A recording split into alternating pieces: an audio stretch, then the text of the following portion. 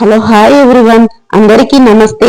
ఈ రోజు నేను ఒక ఎక్స్పెరిమెంట్ చేయబోతున్నాను. అది ఏంటి అంటే వాటర్ లో ఫంగిసైడ్ వేసి స్టెమ్ కటింగ్ తో ఎలా పెట్టాలి ఏంటి అనే విషయం గురించి ఈ రోజు మీ ముందుకు తీసుకొచ్చానండి ఈ వీడియోని. ఏంటంటే ఇది నేను ప్రతిసారి స్టెమ్ కటింగ్స్ తెచ్చి డైరెక్ట్ గానే నా గార్డెన్ లో పెట్టుకుంటాను.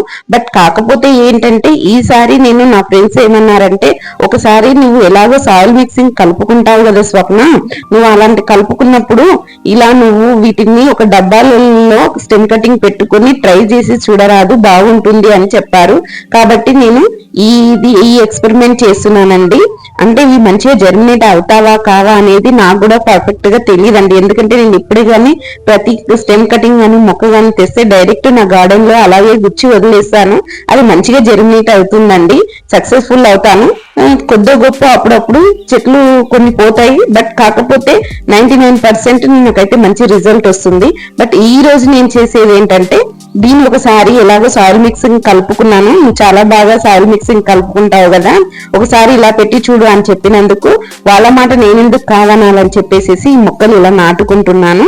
నేను అన్నిటిని ఫంగిసైడ్ లో నానబెట్టేసానండి 2 minutes. తర్వాత తీసి ఇలా గుచ్చుకొని ఒక కవర్ కట్టేసేసి ఒక 1 week వరకు పక్కన పెట్టమని చెప్పారు. చూద్దాం 1 week తర్వాత ఇవి ఎలా వస్తాయి ఏంటి, నేను అసలు ఇలా పెట్టిన వాటికి సక్సెస్ అయ్యానా సక్సెస్ కాలేదా అనేది మీరే చూస్తారండి.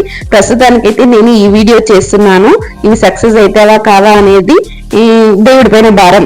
కాబట్టి ఒకసారి వీటిని అన్నిటిని కట్టేసి వదిలేసేసేసాను. ఇలా మొత్తం అన్ని అమర్చుకున్నాను, వీటికి కవర్లు కట్టేస్తున్నాను. ఈ వీడియో నచ్చినట్లయితే తప్పకుండా లైక్, షేర్ అండ్ సబ్స్క్రైబ్ చేయండి.